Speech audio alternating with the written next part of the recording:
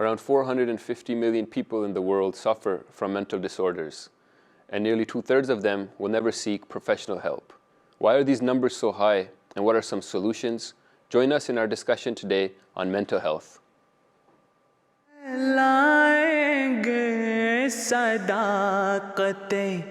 इस्लाम कुछ भी हो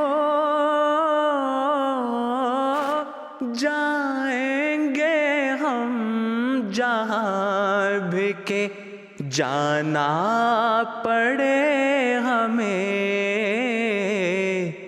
जाएंगे हम जहाँ भी के जाना पड़े हमें. Assalamu alaikum and welcome to Beacon of Truth, a live program from MTA International Canada Studios. In this program, we discuss a variety of contemporary issues relevant to today's young Muslims. To help analyze the subjects, we get the views and the expertise of some of our guests as well as the general public. You too can get in touch with us with your comments and questions. Send us your questions via Twitter and Instagram using the hashtag BeaconMTA. We're also conducting an online poll. On social media, we asked you that do you know anyone who suffers from any type of mental health issues? Inshallah, we will share the results later in the program. Today I am joined by my two colleagues, Asif Khan Mujahid Sahib and Shahrukh Rizwan Abid Sahib, both of whom are serving as imams and as missionaries of the Ahmadiyya Muslim community here in Canada. Apart from the spiritual and moral training and the well-being of the local community, part of the responsibilities of the imams is also to remove stigmas and misconceptions that are prevalent in the society. Today, we are discussing depression and mental health issues. Before we begin our discussion, please do keep in mind that we are not providing professional help. In this program, we are discussing the general causes of and raising awareness to mental health issues, considering that 1 in 4 people in the world will be affected by mental or a neurological disorder at some point in their lives. So it's important that we understand the symptoms and the signs of these disorders, because it just may happen that some people that we encounter in our lives may be suffering from one form of mental disorder or another. Before beginning our discussion, let's hear some general notions and perceptions about mental health. I would describe mental illness as being in a mental state that is affecting your ability to live your life. And it's affecting it negatively, specifically. And it's something that is not just occasionally you might feel depressed, but it's actually something that happens on a daily basis. Not only does it affect your mental health, but it affects your behaviors and it affects everything that you do and how you interact with people, because cognitively there's some dissonance and struggle. Mental health is just like people's well-being on like the day-to-day, and it's a lot of it isn't in our control, which is really unfortunate. Mental illnesses have existed for as long as time, and I think humans have been around because everybody's brain functions differently and everybody has differences, and that doesn't mean that their differences are good or bad, but forever anybody who has been considered different, who has a mental illness, has been looked down upon by society. So it's just been about identifying the differences and how we can give better access and resources to people who struggle with these issues. All right, gentlemen, let's get right into our discussion. Let's start by first talking about the different types of mental illnesses, so we're aware about what all the different kinds of mental illnesses that we should be aware of. So Nansab, when we talk about mental health, we see that it's very similar to our physical health as well. And mental health is something that everyone possesses. And just like our physical health has different parts and components, our mental health as well is also divided in different parts. Professionals, when they talk about mental illnesses, they categorize mental illnesses into 7 disorders. And that's mood, so that's like depression and having a bipolar disease, anxiety, personality, at the same time eating disorder, and post-traumatic stress, and drug abuse. So if someone's consuming drugs, it affects their health, their health as well. So when we talk about mental illnesses, all across the board, these mental illnesses can be confined within these 7 branches. So, what does it really mean to be, mentally healthy? Is it just to not possess any of these 7 signs or 7 symptoms, or is there some more to it? Yeah, so there's actually quite a bit more to it. Essentially, when we talk about mental health, nowadays especially, we always talk about the negative aspect of it, but there is a concept of being mentally healthy, and we need to understand what that means. What does it mean to have a good mental health? If somebody is physically healthy, they have good physical health, we have a notion of what that means.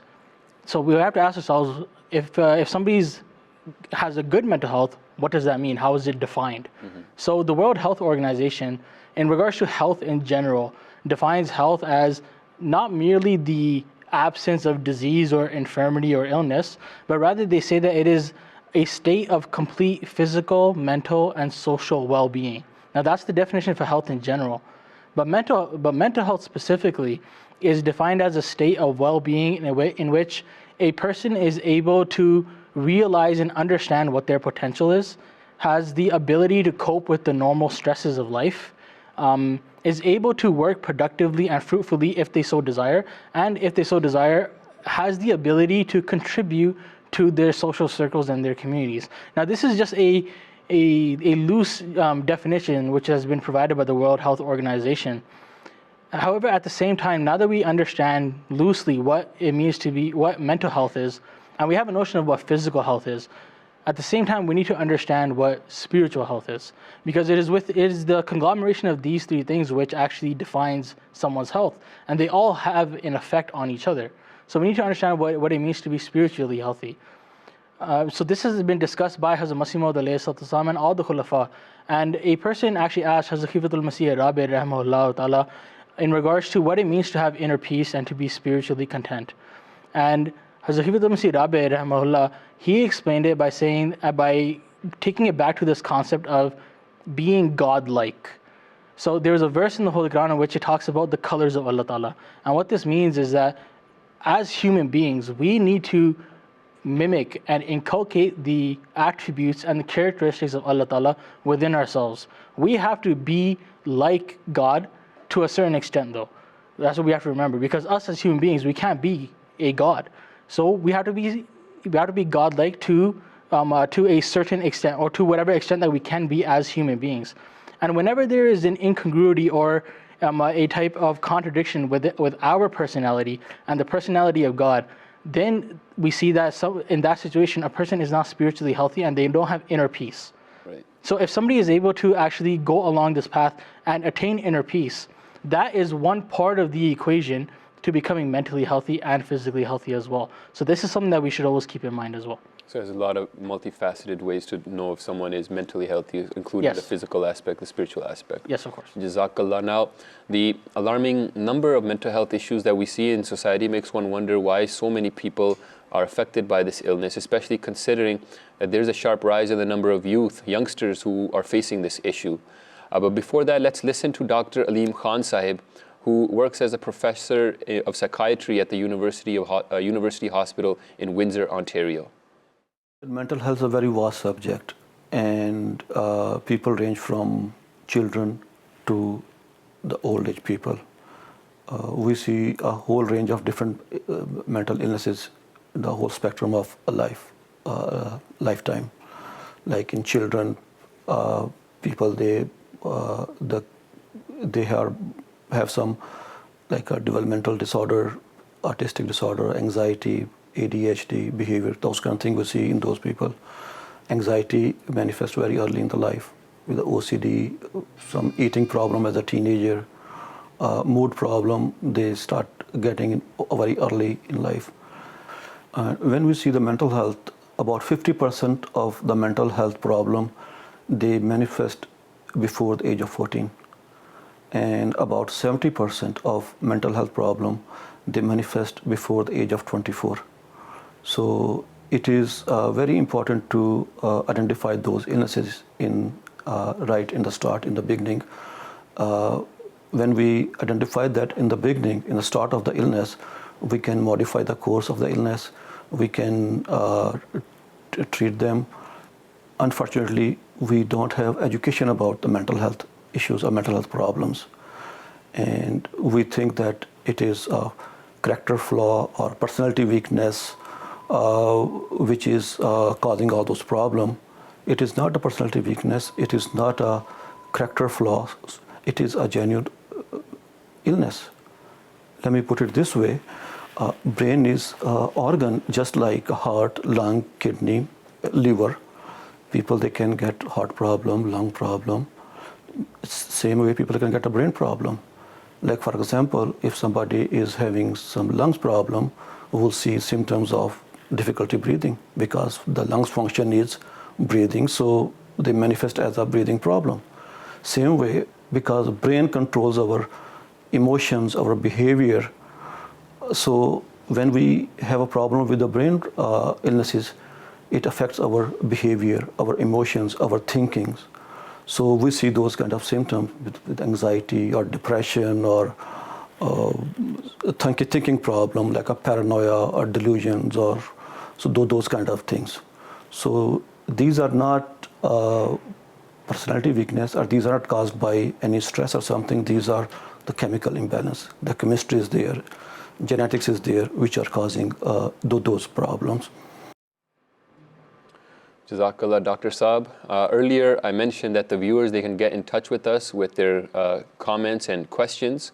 You can send us your questions via Twitter and Instagram using the hashtag BeaconMTA. Many people are responding to some questions that we asked on Twitter about depression and mental health. They've shared their views and thoughts. This first comment is from Shakil Mirza Sahib. He says that most youth who I've encountered, they have mental health issues due to problematic families. He says that I work as a counselor on a helpline, and most calls surround abusive members or a lack of support or heavy cultural or familial expectations. He says the environment is huge in presentation of the mental health symptoms. A comment from Kanata Tahir Saiba, she says that sometimes when I'm feeling anxious, nervous and scared, she says I personally read Ayatul Kursi and it relieves my heart and mind of everything. She states that if you believe that God will protect and that He is the most powerful and compassionate, then He will always be there by your side. And this is a very good approach. In Hadith, we also find the recitation of Surah Fatiha to alleviate all kinds of pains and sorrows. It's even known as Ash-Shifa, or the cure. Comment from Rifat Adnan Saiba, she says that a lack of motivation, loneliness, shame, instability, disassociation, hopelessness, depression, and exhaustion. These are just a few battles that a person with mental illnesses fights every day. She says that they attempt to act normally while battling unimaginable pain. Hope and prayers are the key.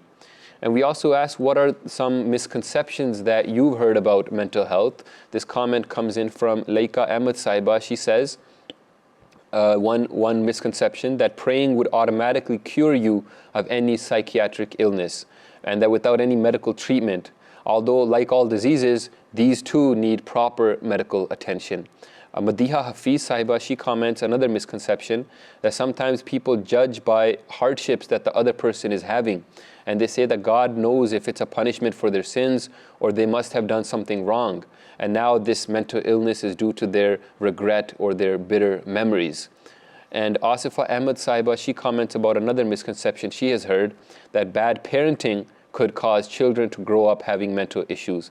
Although some events in childhood might have an effect in certain cases, but broadly speaking, bad parenting alone is not a cause, and that other factors could play a role, like the environment and also genetics.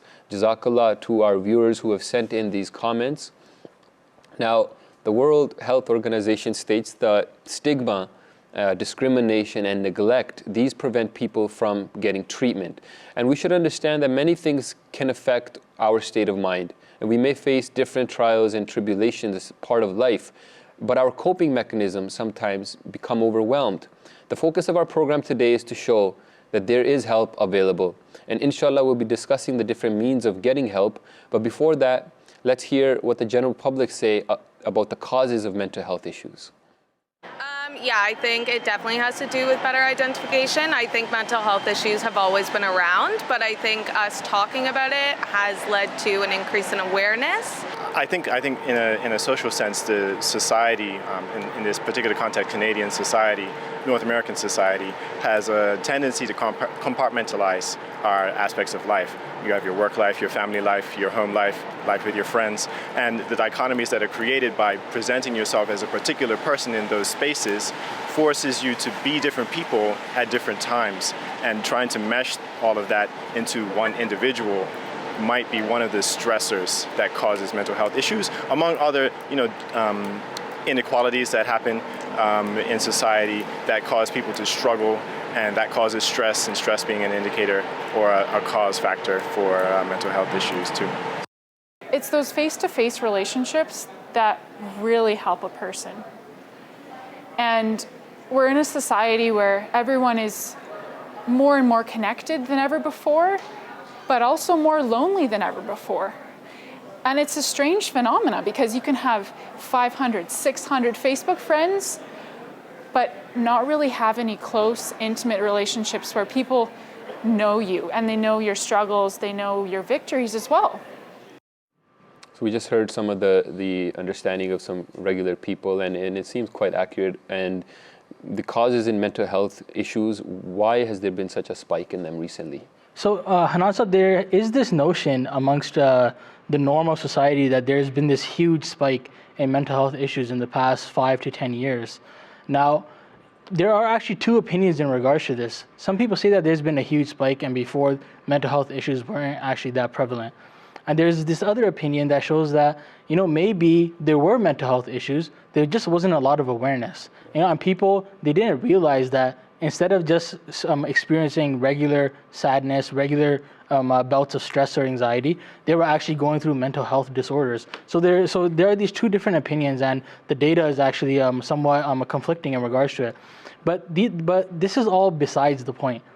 What we have to realize is that what the data is telling us now is that at the end of the day, the society that we are in, we as a society are facing this. There is somewhat of an epidemic, and quote unquote, the word has been used as an epidemic, that mental health issues are real. They are tangible. This is something that almost like a lot of people are actually facing. And there are some basic statistics that actually go about proving this, that are taken from credible sources such as the WHO, the World Health Organization, which states that approximately 20% of children or adolescents will face some type of mental health issue or disorder.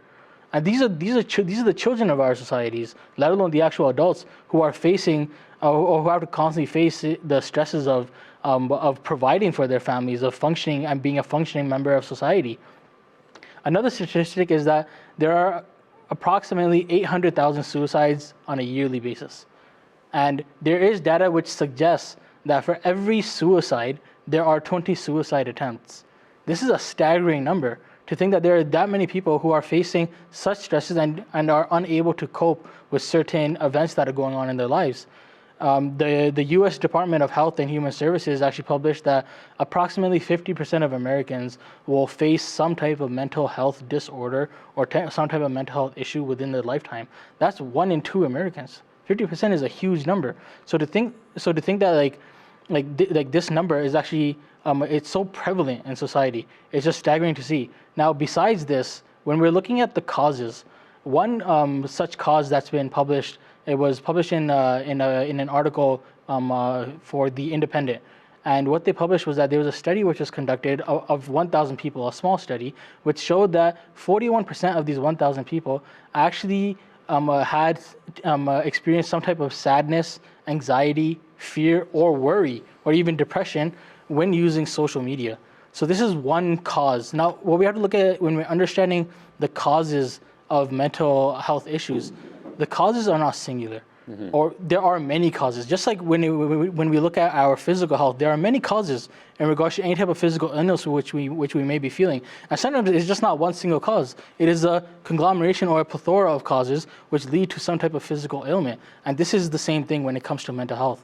So this is kind of the gist of in regards to the notion of why people think that there's been a spike, whether it has or it hasn't. The fact of the matter remains, we currently still are we are facing this epidemic together as a society. And I'm sure, social media, Asif Saab, he mentioned one aspect, but there must be other causes as well if there's been studies on this for such a long time. So Nansab, the thing is that mental health experts, they say that to diagnose the cause for mental illness is very controversial.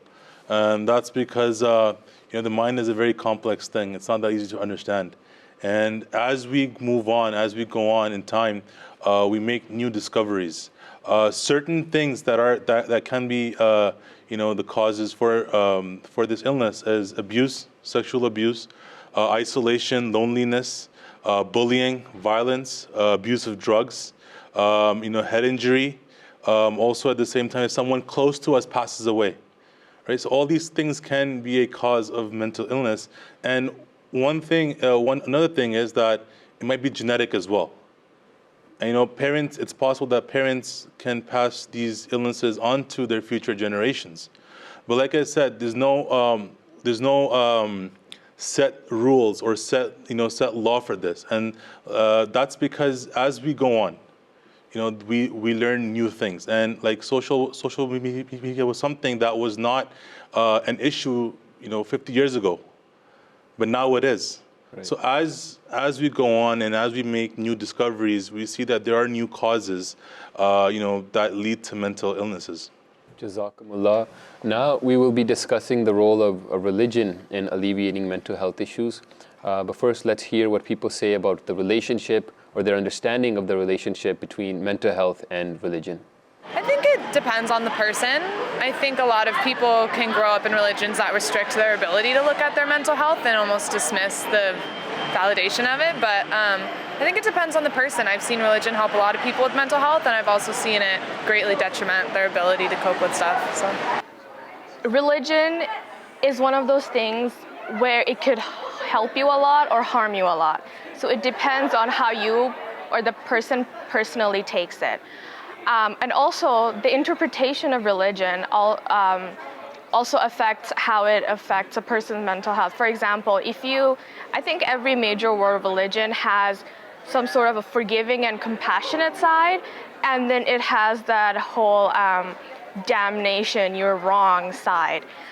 My experience has been that religion, it helps with my mental health. So specifically as a student, for me, it is incredibly freeing to know that my identity is not in my marks or in my performance at school, but rather it's in who I am as a person and who God created me to be. And so in that respect, having those religious views tremendously improve my mental health. I grew up Catholic, and I think that particular religion can be restrictive to addressing mental health issues. So now it's very important that we talk about ways to treat mental health, and what are some ways that if somebody out there, viewers who are watching, if they know someone or if they maybe themselves or they're suffering from this, what can they do to get help? Yeah. So in regards to treating mental health issues, we have to treat our mental health similar to the way we treat our physical health, because there are parallels there. So we should just, at a basic level, we should ask ourselves, what do we do when we are physically unhealthy or we feel as if we're physically ill? Our first step is, okay, what can we do within the home? What can we do to change our environment to ensure that my physical health will no longer be tainted, or that no detriments are actually reaching my physical health? So first off, look at the house environment. Are there certain things that you can change inside your home? The second thing is that if you have made certain changes within your home and you notice that you are still remaining ill, you have tried herbal remedies, home remedies, and it's not working. What do you do if you feel as if you've gotten a cold and you're not getting better? You go to your local family doctor, the walk-in medical clinic, what have you. You go and you seek help from a medical professional. But before doing that, just like when we feel physically ill, we know that there are certain symptoms. So everybody should be aware of certain symptoms and or quote-unquote early warning signs in regards to issues with your mental health. And these are actually published by, again, the World Health Organization, the U.S. Department of Health and Human Services. It's also published on the CDC, where there are some general early warning signs which are given. But again, I'm going to read some of these signs up, but again, they should be taken with a grain of salt, and I'll explain that in a minute. So some of the early warning signs are, for example, sleeping too much or too little, or having low to no energy, unexplained aches and pains, thoughts of, or harmful thoughts, feelings of loneliness, sometimes just increased memory loss, or increased bouts of confusion. Now, in regards to these symptoms, we have to remember that just because you may be exhibiting a symptom doesn't mean that you have a disease.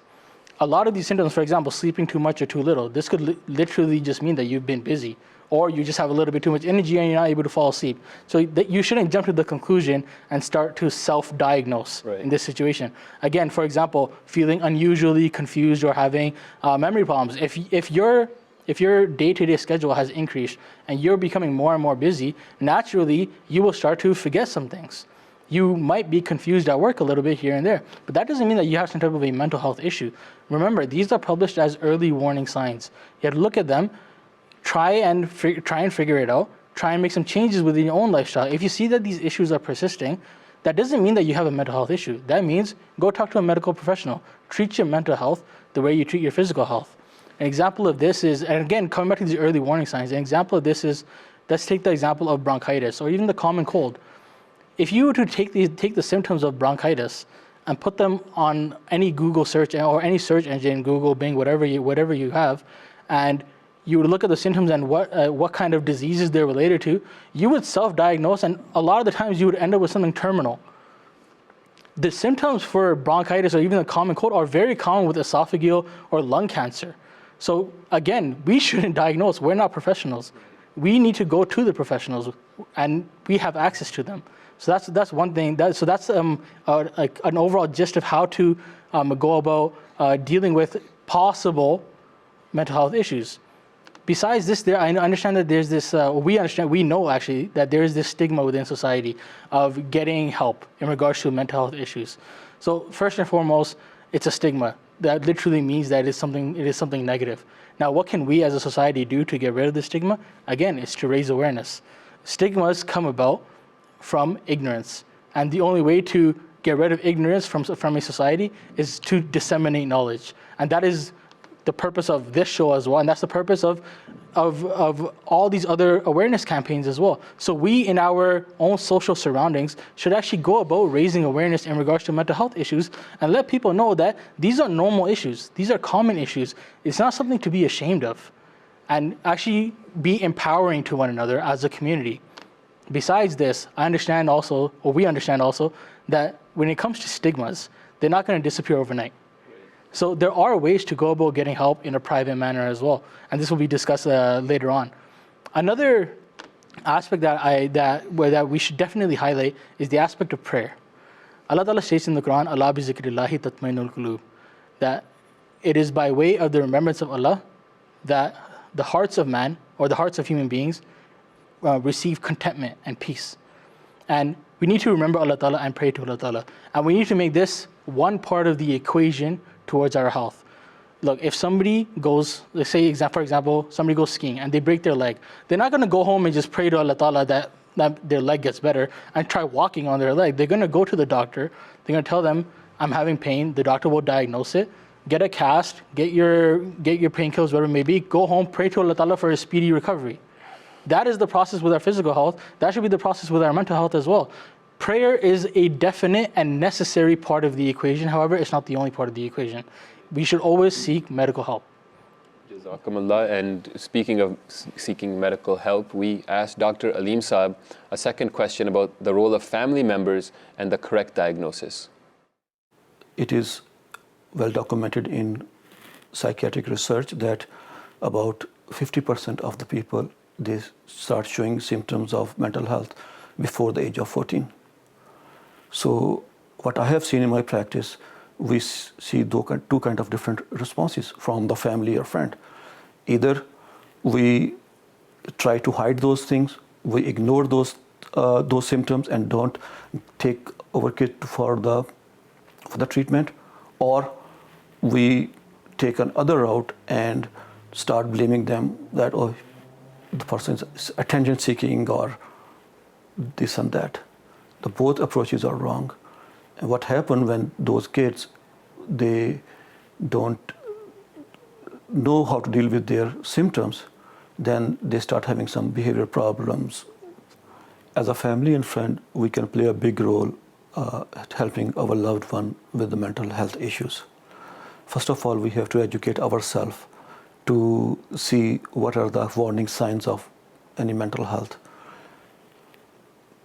We know the mental health is manifested as a problem in behavior, problem in emotion, problem in thinking, getting depressed or sad or anxious or worried or having some unusual thoughts like getting paranoid.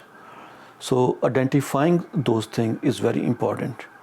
And then encouraging our loved one to go to see a family doctor or a specialist to get help for those things.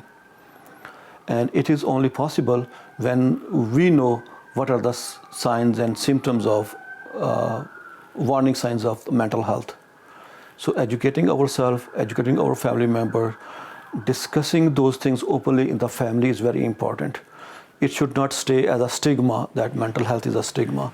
It should be discussed openly with the family members, with children, with brothers and sisters, that it is a genuine illness. And these are the warning signs. And if we see those things, then we have to go take help. We definitely need to know the warning signs.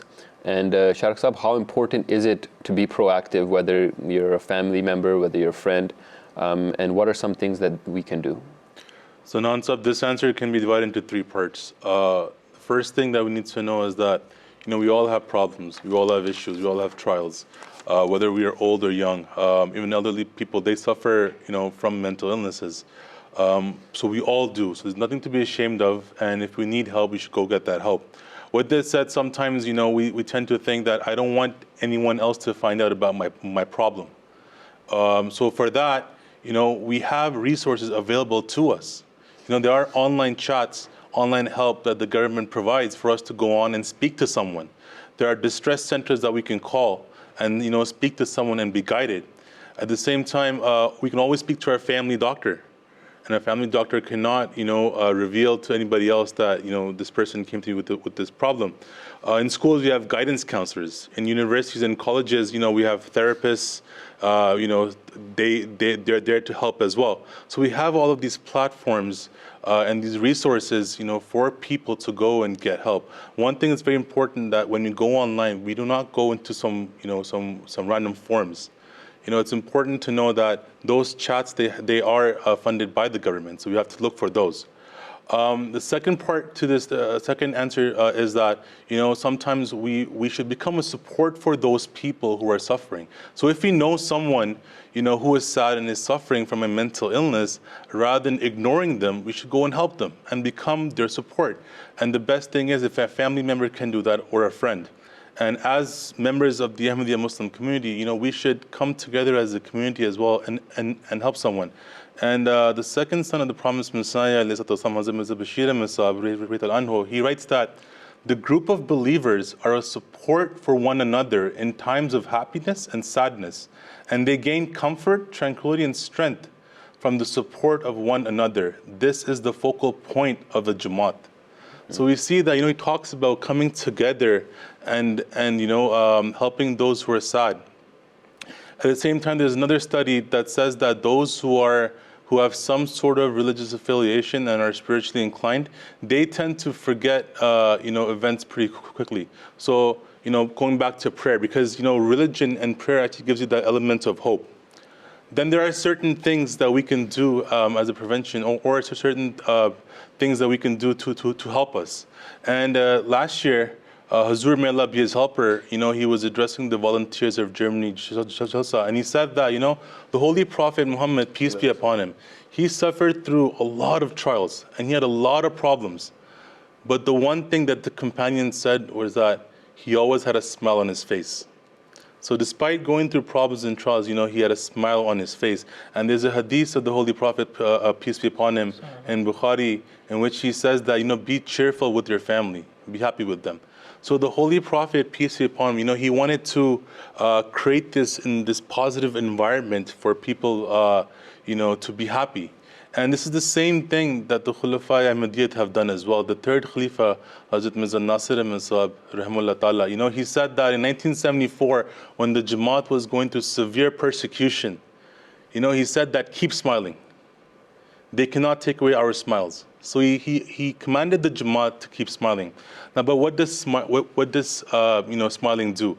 And in Columbia University, there was a research done, and they have this thing called the smile therapy. And what they came up with was that smile actually relieves stress. Smiling elevates our mood. It boosts our immune system, and it gives us a very positive thinking tool as well. So when we smile, it makes us happy. So we see that our physical expression has an effect on our health as well. So these are certain things. The last thing that we can do, and we have all witnessed this, is when there are people that are struggling, and sometimes they're very sad, and they go and meet Hazur, and when they come out of that meeting, they're extremely happy, and they feel like a burden has been taken off. And me, myself, I witnessed here in 2016 that there was this one person, she was alone with her child, and she was very, sad. And when she walked into Hazur's office and she came out, she was crying and she was smiling, and she couldn't stop smiling at all. So, having to know that there is a person who loves us, who cares for us, and to go and talk to him about our burdens, that also helps in preventing, stress that can eventually lead to depression. And these are some of the things that people can try to do to try to overcome their illnesses or mental problem. Jazakumullah. Now, earlier through social media, we asked the viewers if you know anyone who suffers from any type of mental health issues. The results of our poll are in, and 61% are saying that they know someone, 19% are saying they do not know, and 20% are not sure. So majority of people, they know someone, maybe it's a family member, perhaps a friend, maybe it's themselves, but they're suffering from this mental illness. Yep. And these statistics or this data that's actually being shown, it's actually perfectly in line with what we've been discussing. The fact that there are mental health issues, and with this poll, we know for a fact that there are people within our own community who are dealing with these issues as well.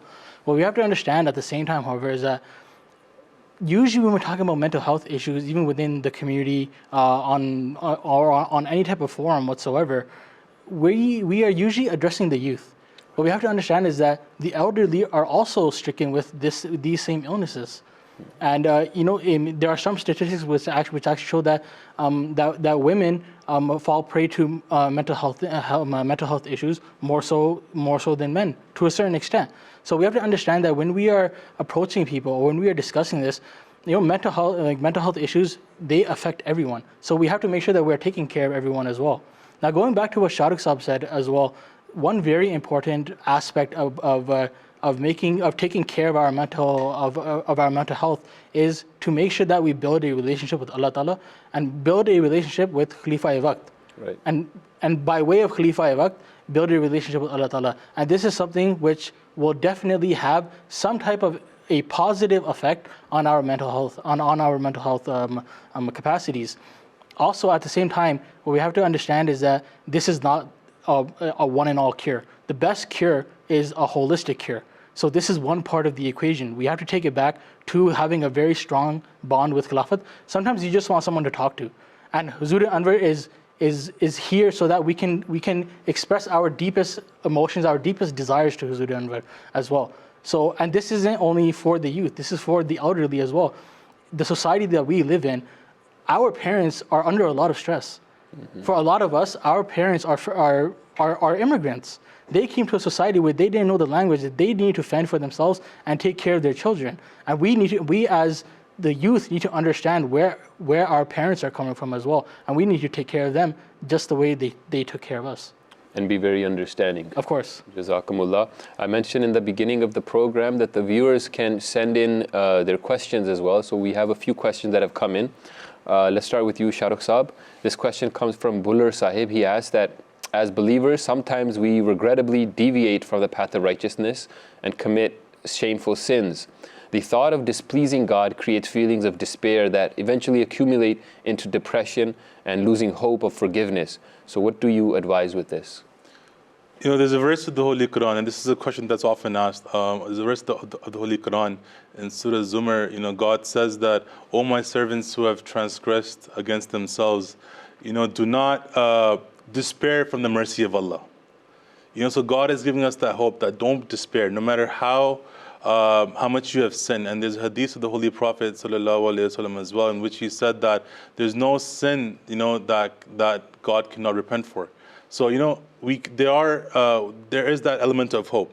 And, you know, there's this quotation of the Promised Messiah, which I always keep handy, you know, and the quotation is that, you know, think not you are sinners. Will your prayers be heard? Do not think this way. Man makes mistakes, but a time comes when he is able to overpower his sinning self. This power to overpower the sinning self is also built into the nature of man. Water puts out fire. This is part of its nature. Howsoever you may heat it, when water drops on fire, it must put it out. That is natural. So is a man purified by nature. Every man has this purifying property. Do not feel defeated because you have been involved in sin. Sin is like a stain on the surface of a piece of cloth. It can be washed away. Your habits, your dispositions may be dominated ever so much by your passions. Pray to God, weeping, crying. He will not let your prayers go to waste. He is full of compassion. So that element of hope is given by God and His prophets. Jazakallah for sharing that quote. Another question, this one comes in from Sabiha Ashraf Sahiba. And she asked that many people don't openly discuss and share what they're going through in depression because of the saying of people that what will people say. So how do we change this mentality? Well, again, changing this mentality, this is the stigma. What will people say? Right? And this is found within specific social circles as well. So the main thing to do is raise awareness. We've discussed this before, is raising awareness and letting people know that, hey, this is something normal. It affects people. We should empower one another and we should help one another in regards to this. At the same time, you know, when people say negative things, we shouldn't give them any weight. What we have to realize is that we need to please Allah Ta'ala as opposed to attempting to please people or worrying about what people say. If somebody does say something, we should look at what they're saying and take whatever positives we can from it and leave all negative. So there's an example of this as well. For example, there's an example of a man who is with his son. The man is riding on a donkey and he's riding into a village. And the villagers say, what kind of a man is this? He doesn't take care of his son. He doesn't have any love for him. He's riding on the donkey and his poor son has to walk. They go to another village and this time the son is riding on the donkey. The villagers look at him and they say, what kind of a son is this? He has no respect for his father. He has no care for his father. What kind of father is this? He doesn't have any self-respect. Things like this, negative talks. They go to the next village and they're both riding on the donkey. So everyone says, poor donkey, there's so much stress on the donkey. These people have no care for the creatures underneath them. Then they go to the fourth village and no one's on the donkey. And the people start saying, look, they don't even know the function of a donkey. No one's sitting on top of it. There's nothing loaded on it. So what we have to realize is that we should only take the negative, we should only take the positive and leave the negative. And at the same time, we need to be pleasing Allah Ta'ala before anyone else. Jazakumullah, and we'll take just a couple more comments. This comment comes in from AMA UK Gallery. They comment that the emphasis seems to be mental health for young people. Elderly people go through this as well, and often worse. And there are so many issues that can affect people of an older age. Problem is that there's no one to talk to. And you just addressed that earlier. And one last comment, someone commented that spiritual health encompasses everything holistically. The Holy Prophet ﷺ says that there is an organ in the body, and when it heals, the entire body heals. And when it suffers, the entire body suffers. Alas, it is the heart. Jazakallah to our viewers for their comments and their questions. Jazakallah for sharing your experiences on mental health issues and how they affect us. And it affects not just those people who are affected by it, but indirectly it affects the rest of society. And the best thing that we can do for ourselves and our loved ones who are affected by mental health issues is to seek that professional help. We hope that you learned from our discussion today and we will be more aware of the issues related to mental health. Jazakallah Asif Sahib, Jazakallah Shahrukh Sahib for a very informative discussion. Thank you for tuning in and joining our conversation. Please do visit our social media accounts on Twitter and Instagram, which is at beacon_MTA. This is where we share the video clips and the links to the full episodes of our previous programs in case you missed out on any of them. Join us again same time next week at 1900 GMT on Beacon of Truth. Assalamu alaikum and peace be upon you all. फैलाएंगे सदाकते इस्लाम कुछ भी हो जाएंगे हम जहाँ भी के जाना पड़े हमें जाएंगे हम जहाँ भी के जाना पड़े हमें